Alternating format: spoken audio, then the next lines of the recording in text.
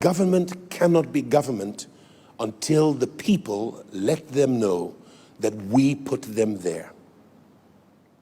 And nobody can rule over you except you give them permission. The Nigerian youth are finding their voice and have come to understand that together, with one voice, we have more power than any government. And so we want to see every single member of House on the Rock lending their voice, not to attack government, but to demand reforms. And we are starting with the End SARS movement. We're going to make many more demands in all the irregularities and anomalies in public and civil service. And we certainly intend to challenge everything that is wrong in our nation. You owe it to your children. You owe it to your grandchildren. You owe it to the potential of this country. Otherwise, your children will become refugees in lands that have less resources than Nigeria does. Nigeria ought to be the strongest nation in the whole wide world.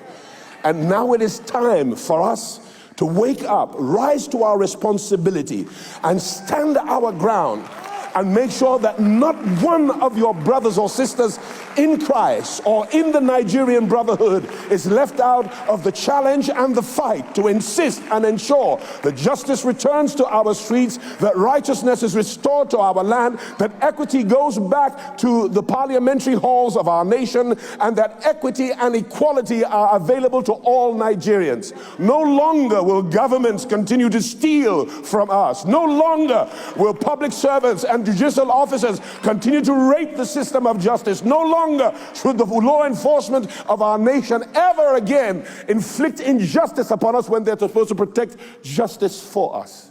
No longer. That day is over. And I want to commend this organic movement that is not led by any one individual. It's just the heart cry of all Nigerians, old and young. But I am so proud of our youth. I am so proud of our youth.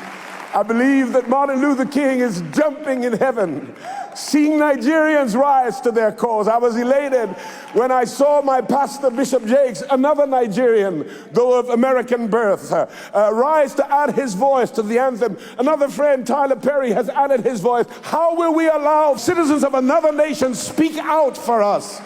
And yet you hold your silence. It's not the evil of wicked men that allows injustice to continue. It's the silence of good men and good women that allows the perpetrators of injustice to continue their wicked works.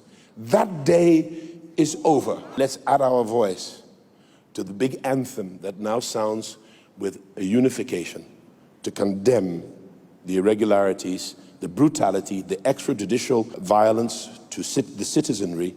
Let's add our voice to that anthem to insist that it stops from here forward. Power to the people.